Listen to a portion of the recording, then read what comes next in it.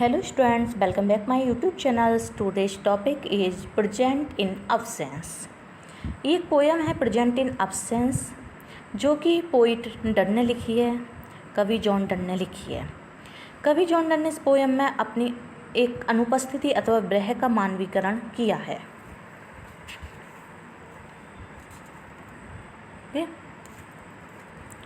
इसमें जो है कवि उसके प्रति अपना विरोध प्रकट करते हुए कहता है कि ये विरह मेरे शब्दों पर ध्यान दे। तो पढ़ते हैं इस पोएम के बारे में क्या है, इसका इंट्रोडक्शन देखते हैं। The poet Donne has here personified absence. इन्होंने यहाँ अनुपस्थिति को पर्सोनिफाइड किया है and makes his protest to it saying that O absence hear my words of protest which I addresses you now against your strength. उन्होंने विरोध प्रकट करते हुए कहा, हे विरह मेरे शब्दों पर ध्यान दे जो मैं तेरी शक्ति, दूरी, विस्तार के विरुद्ध तुझसे कहता हूँ। मैं तुझे चुनौती देता हूँ कि तू वास्तविक प्रेम को मार्गभ्रष्ट करने के लिए अपनी संपूर्ण शक्ति का प्रयोग कर। जो वास्तविक में प्रेमी हैं, जो एक दूसरे के प्रति निष्ठावान हैं तथा जिनके प्रेम में स्थायित्व है, उनका प्रेम है विरह। तेरे वह से भयभीत होकर वो अंतर्धान नहीं होगा। Okay? You are challenged to use all your powers to bring about the change in the course of true love of the lovers who are faithful and have consistency in their love for each other. परंतु तेरी अपवित्र इच्छा के विपरीत उसे अधिक शक्ति, दृढ़ स्थायित्व प्राप्त होगा। जो सच्चे प्रेमी होते हैं उनके प्रेम को समय और भी अधिक दृढ़ और सशक्त बनाता है। जो ट्रू लव होता है वो क्षणभंगुर नहीं होता, यानी वो जरा सी देर में ख़त्म नहीं होता, ना ही वह विरह में वाष्पशील होता है। इसके विपरीत वह स्वयं को अधिक दृढ़ता एवं स्थायित्व के साथ स्थापित कर लेता है। Because in their absence their love will not fly away but it will gain strength and become more strong and stable. कैसा हो जाता है? बहुत स्ट्रॉन्ग और स्टेबल हो जाता है। The time solidifies the love of true lovers. True love is not volatile which vaporize and diminishes in the absence, but on the contrary, the true love establishes itself with greater strength and durability that cannot be washed away by the torrential force of absence. इन्होंने कहा है कि जो प्रेम होता है वो स्वयं को अधिक दृढ़ता और स्थायित्व के साथ स्थापित कर लेता है। उसको विरह का प्रचंड तेज प्रभाव बहाकर नहीं ले जा सकता। विरह का समय प्रेमियों को अधिक निश्चितता और दृढ़ता प्रदान करता है। वह उन्हें अधिक तीव्रता एवं गूढ़ता से एक दूसरे को प्रेम करने के लिए प्रेरित करता है। जो विरह होता है, जो अनुपस्थिति होती है, वो जो उसका समय होता है, उन्हें अपने स्थापन के लिए अधिक उपयुक्त आधार प्रदान करता है।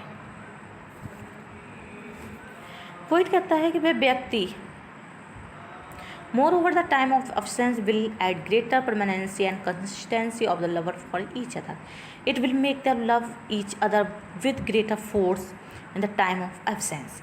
It will provide greater substratum for their love to settle, and their true love will have stronger foundation in the absence.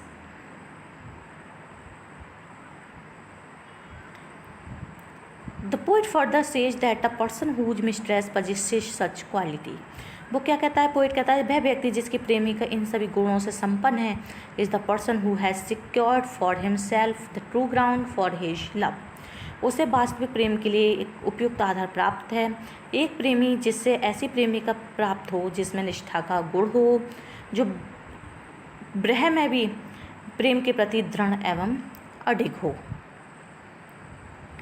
इस The lover who has got a beloved who has such a quality of faithfulness and merit of adhering to love in the absence with all determination and firmness is the lover who has achieved his object of true love because there is reciprocal love between him and his beloved.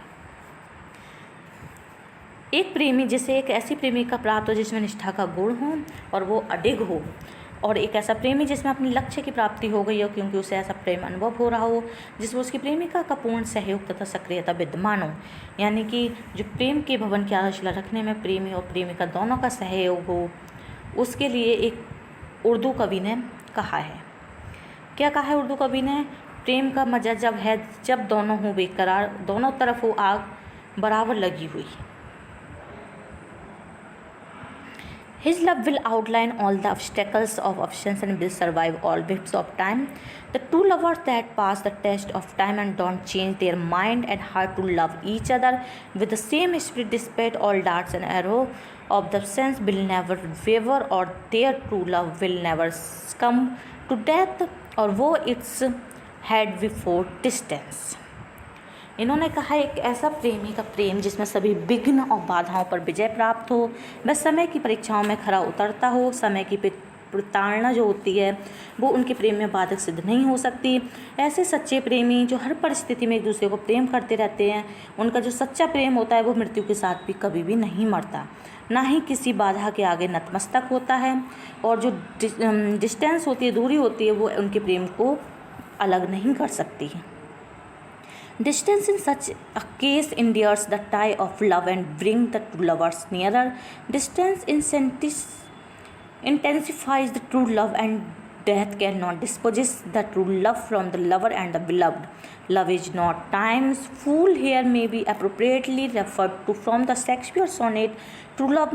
The poet again points out the quality that he finds in the absence, that is, in the duration of absence. The lover seeks the true love in the treasury of his heart and cherishes her sweet memory. इन्होंने कहा है कि जो सच्चा प्रेम होता है वो मानव हृदय में निवास करता है, और जो डिस्टेंस होती है, दूरी होती है, वो सच्चे प्रेम को और ज़्यादा गहरा बनाती है। मृत्यु भी इन प्रेम और प्रेमिका के प्रेम को कभी भी नहीं छीन सकती। प्रेम समय के द्वारा बनाया हुआ नहीं होता है। शेक्सपियर के द्वारा जो सोनेट है ट्रू लव, उसमें भी यही कहा गया है कि जो विरह की जो विशेषता होती है उसको संकेत करता कहता है प्रेमी अपने हृदय के खजाने में उनकी यादों को सुरक्षित रखता है। प्रेमी और जो प्रेमिका से अदृश्य रूप से एक दूसरे को जो आलिंगन करते हैं, इस तरह की विरह की अवस्था में प्रेमी अपनी प्रेमिका से आनंद प्राप्त करता है तथा उसे याद करके उसका आस्वादन ग्रहण करता है तथा इस विरह में उसे ऐसा करने से कोई भी नहीं रोक सकता। The lover claps and kisses her invisibly, and in that state the lover both enjoys and misses his beloved in the absence, and nobody can disturb and distress him. The poet means to say the absence is not so powerful that can strengthen the true love. It will outline and overcome all storms that come in its way and will remain evergreen. Poet क्या कहना चाहता है? वो कहता है कि विरह जो होता है वो इतना शक्तिशाली भी नहीं होता कि वो सच्चे प्रेम के का गला घोटकर उसे मार दे, क्योंकि जो सच्चा प्रेम होता है वो सशक्त होता है, वो तूफानों पर विजयी होकर सदैव हरा भरा रहता है। सच्चा प्रेम यानी कि किसी भी परिस्थिति में कभी भी नष्ट नहीं हो सकता। ओके, ये कहा गया है जो सच्चा प्रेम करने वाले होते हैं वो मरकर भी कभी नहीं मरते, यानी कि वो अमर रहते हैं। तो जो प्रेजेंट इन एब्सेंस है ये केवल 18 पंक्तियों की एक कविता है। कवि इस छोटी कविता द्वारा बहुत अधिक संदेश दे देता है। कविता जो है एकदम विवेक से पूर्ण है और उसका जो प्रस्तुतिकरण है, प्रेजेंटेशन है, वो बड़े ही उच्च स्तर की है। उसकी कविता विवेक से परिपूर्ण है, कवि पराभौतिक काव्य का जनक है।